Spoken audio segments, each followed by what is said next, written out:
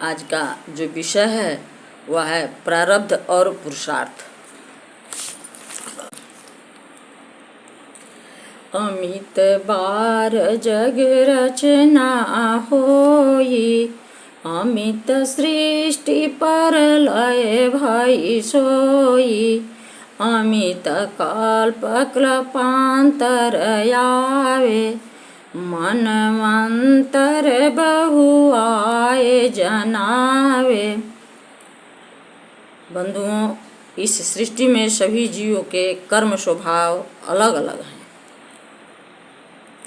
उसका प्रमुख कारण क्या है? उसका प्रमुख कारण है जीव का प्रकृति के त्रिगुणों से संबंध।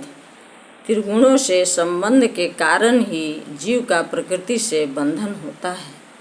प्रकृति से बंधन के कारण सारे कर्म होते हैं और कर्म फल भोगने के लिए होता है, जिसे प्रारब्ध कहते हैं। प्रारब्ध शरीर से भोग कर समाप्त करना होता है। प्रारब्ध अपने आप में कर्म का ही एक प्रकार है, जो परिस्थिति जन्य होता है। कर्म तो एक ही होता है,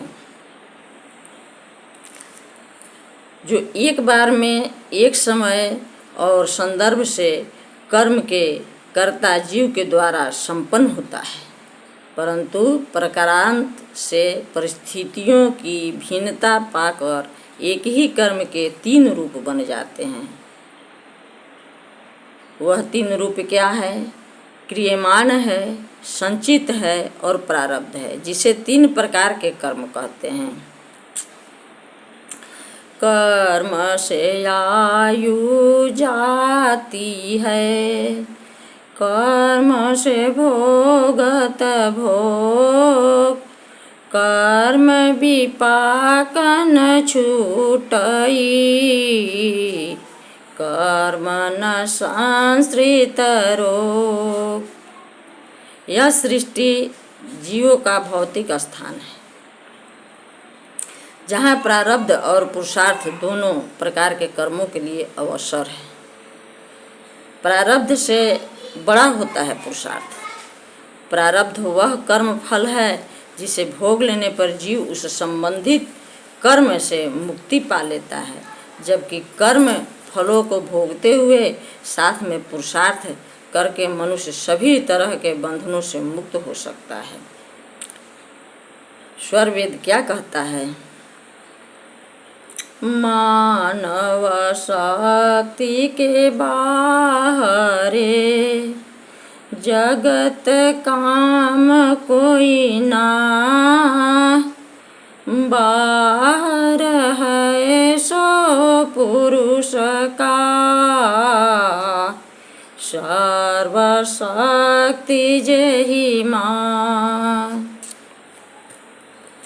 बंधुओं, प्रारब्ध का अनिवार्यता है, प्रारब्ध का भी अनिवार्यता है, जबकि पुरुषार्थ एक सुंदर विकल्प है।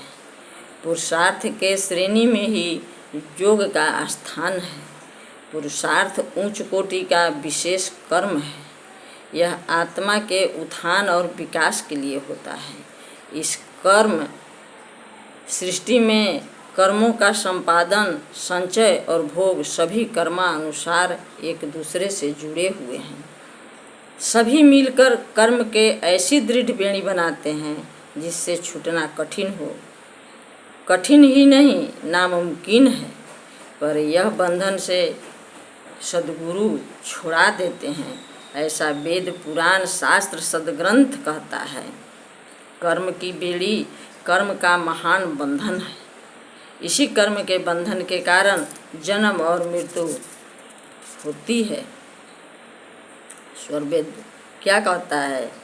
जीवन बांधन के लिए कर्म बेड़ी दृढ़ जान। कर्म कोट में जीव घिरा, बंधन कर्म महान। बोलिए गुरुदेव की।